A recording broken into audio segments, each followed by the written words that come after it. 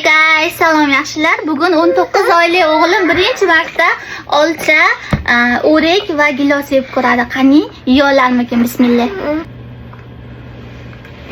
Bayso? Ego. Koreyaning mevalari O'zbekistonning mevasiga o'xshab shirin emas-da shunga.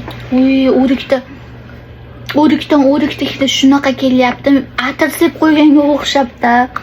Ma, yeb ko'r. O'rik shirinlik. O'rik ham yoqmadi bolamga. Po'stlog'ini olib tashla.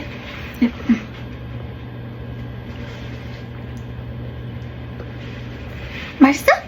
Olcha yoqdi. Olcha o'rik mazali ekan. Wow. Ani yo'q bo'lib qo'ya. O'rik rostdan ham zo'r ekan.